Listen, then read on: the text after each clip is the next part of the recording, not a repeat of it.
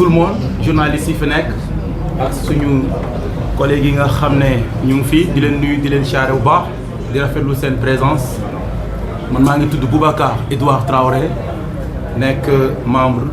bouclier de Diomaye également nekk membre coalition Diomaye président Bassirou Diomaye Diakhar Faye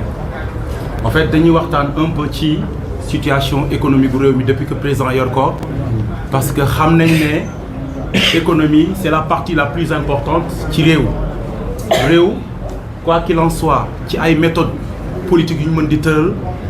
quand on ne produit pas on n'existe pas et quand on parle de production économie moo tax ñu koy wax président Bassirou Diomaye Diakhar Faye bi muy jël réew mi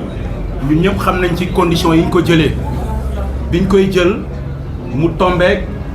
adduna bi am crise bi am Ukraine avec la Russie et l'Ukraine seen xeex boobu mu nekk xeex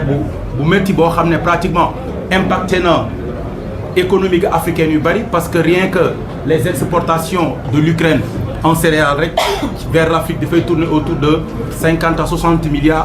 millions de tonnes de céréales yu dugg ci biir pays africains yi biñ jógee wàccee ci loolu ñu gis encore une fois premier ministre bi nga xam ne amul ay rouage en finance ni en économie dem glissé wu ci ay thèmes dette wax loo xam ne lu bari maîtriser wu ko te du dëgg mu jural Sénégal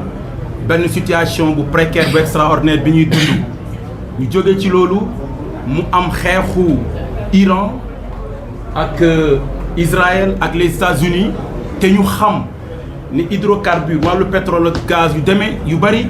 ay millions de tonnes ci zone boobu lay jógee mu bloqué mu mujj indi crise bu extraordinaire boo xam ne choc bi externe lay jógee dugg biir Sénégal président bi recevoir ko tombé ci nekk réñam bi ñu yoraatee réew mi ñu gis ne Sénégal dëkk boo xam ne la ci pays intermédiaire en développement yi la bokk maanaam pays yoo xam ne pratiquement sur les 30 pays yi gën a pauvre ci àdduna bi la bokk donc yooyu yëpp mu nekk ay couacs yoo xam ne président Bassirou Diomaye Diakhar Faye bi mu ñëwee daf cee tombé mais lu ci mën di nekk mu def ay efforts te ñëpp xam nañ ne l'économie des pays souvent faibles dafay porter sur le coût de la vie président Bassirou bi mu fi nekkee ba léegi gis nañ ne coût de la vie bi liggéey nañ ci lu bëree bëri wàññi ci lu bëri ci céréales yi ci lépp ba ci gasoil ba ci pétrole te bu ñuy wax gasoil ak pétrole ak ay essence ak yooyu nekkul ne uniquement ci affaire ay transport rek moo tax muy wax parce que bu ñu nee industrie ñëpp xam nañ ne gasoil la moteur au travail entreprise xam nañ ne carburant daf ci am doole électricité daf ci am doole donc coût yooyu boo ko wàññee dafay répercuter sur les coûts des biens qui vont circuler à l'économie nationale donc loolu yëpp présent liggéey ci lu am doole ñu bàyyi ci xel bu baax a baax mais li gën a indi couac bi mooy dette bi nga xam ne Ousmane Sonko taxaw na fii xamloo sénégalais wala gëmloo leen ne ay dette cachée am na ñuy wax ne loolu c'est faux en économie y a pas une dette cachée parce que dette boo koy def dafay nekk élément comptable la dafay nekk ci principe de partie double mooy ki lay lebal yan condition la lay lebalee arsenal comptable bi mu koy def ak financier bi mu koy def kon mënoo ko nëbb ba pare Sénégal musta leb duy leb ci franc CFA devise lay leb te bu ñu waxee devise BCEAO daf fii nekk BCEAO mu nekk entité boo xam ne da nga ko bokk ak ay réew yu bari bu ñu dugalee xaalis ci réew mi mu war a dem Sénégal moom mooy assurer le taux de change la convertibilité te Sénégal bu ñu xoolee 78% de ses prêts dafay nekk en eurobond wala même bu nekkul eurobond ci dette externe yi France la ak la Chine ak quelques pays de l'Europe te ñooñu je pense que duñ la lebal xaalis ba pare après yow nga bañ leen a fay kon dette cachée mënul am 42% yi Afrique lañ koy jëlee yooyu yëpp mu chambouler la confiance bi nit ñi am ci sénégalais parce que Ousmane bi muy wax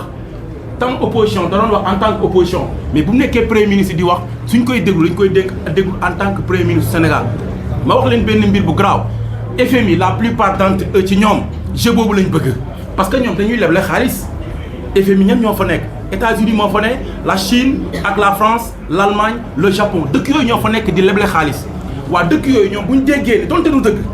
nu dëgg ñu dégg ne ñii dañuy def affaire ay luubal mais dañuy ànd ak yow ci jeu boobu pour bloquer sa économie may rappeler ne la politique de l'Asie, de l'Union européenne, que ça soit l'Union européenne, que ça soit FMI, que ça soit Banque mondiale, c'est une politique de moi nous ferait ba freiner les économies africaines. Et pour nous freiner les économies africaines, qui financent en réduisant tout simplement masse yi nga xamné mom lañuy jox les économies africaines. Kon lool yépp Sénégal de ko mujju am mu dal ko mo indi stagnation monétaire bi am, absence de liquidité bi am biir Sénégal. Mais président Bassirou Diomaye Diakhar Faye ñukoy jaajëfal parce que récemment fexé na ba rencontrer le patron du FMI. Rencontrer patron FMI, c'est très bien. Dafay permettre ñu lever les équivoques, les zones d'ombre yi nga xamné dañu japp né loolu amna. Sénégal du dëkk buy falsifier. Ñun suñu biir mën nañ xulo jappante mi du dëkk buy falsifier. Té dafa am benn charte boo xam ne Sénégal daf ko signé ci FMI signé ko ci Banque mondiale muy la charte de la clarification des rentrées de fonds. Mu Sénégal mënul dugal xaalis mu jaar ci rouage yu baax jóge ci dëkk tubaab bi ñëw ci suñu réew te FMI du ko xam ñun ay banquiers lañ ni ñi defee des comités de crédit dans les banques noonu lay amee des comités de crédit de sortie de fonds de tous les pays demandeurs. Kon à chaque fois Sénégal demande xaalis dafay am des comités de crédit te pour ñu jox la xaalis li ñuy njëkk a xool ci yow mooy d'abord la stabilité du pays,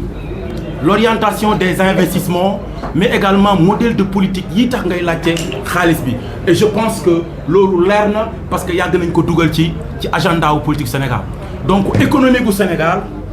Ousmane Sonko moom moo tax mu toll ci léthargie bi. Il faut le dire, c'est ça la vérité. Ñun bi ñuy jànguñ pour Ousmane Sonko jànguñ pour président Bassirou Diomaye Diakhar Faye dañu jàng pour le peuple sénégalais pour ñu mën a servir suñu nation mais également suñuy doom ñu mën leen a bàyyee réew mu baax.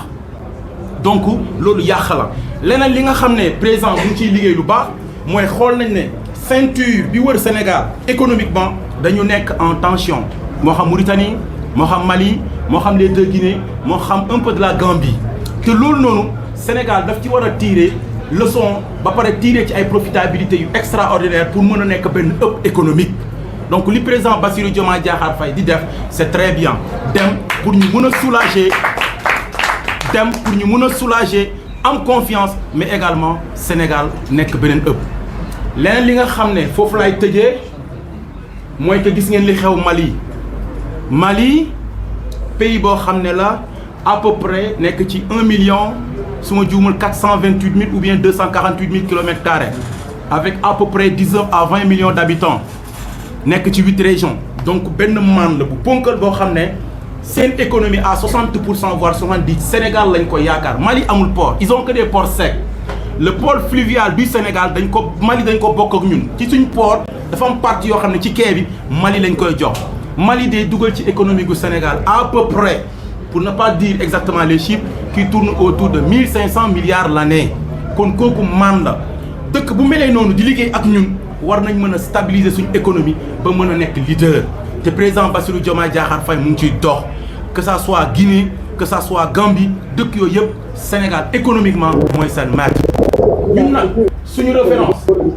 Côte d'Ivoire la maanaam suñu ñi seetlu suñuy naataango Côte d'Ivoire la Égypte la Nigéria la Afrique du Sud la. Kon képp koo xam ne yor nga réew mi ak politique boo mën di mëne économie dafa war a nekk épine dorsale de tes recherches te Ousmane Sonko seetlu nañ ne stratégiquement il n'est pas fort parce que boo nekkee manager d'un gouvernement nga yor réew mi 2 ans yor budget bi 2 ans war na mën a am effet dans le court terme parce que soo jëlee sa programme moo xam dans les 5 ans da ngay am des réalisations à court terme, des réalisations à moyen et à long terme. Dans les 2 ans réalisation à court terme yi war nañ di am te li ko indi yëpp mooy ñàkk a xam di wax. La dette doo ci tergiverser, la dette boo koy wax da nga koy xam ñoom bi ñuy wax la dette dañuy cumuler service de la dette ak les charges de la dette di cumuler également les DPU de la dette, les durées d'utilisation prévues de la dette. Dafa am dette yoo xam ne bu ñuy dugg si day tombé ak yeneen yi di jeex am yoo xam ne intérêt yi ngay fay avant ngay fay le coût de la dette yooyu yëpp waa ji da koo jaxase. May répété ne fii bu fi kenn tiit bu fi kenn jaaxi affaire fiscalité yi ñuy wax nii képp ku xam finance xam nañ ne fiscalité bokk na ci éléments yu gën a ndaw yu ñuy jàng en finance. Donc loolu laa bëggoon de manière résumée ñu xam ne loolu moom économie Sénégal ñoo ngay joxe. di nuyu nag bureau bi yëpp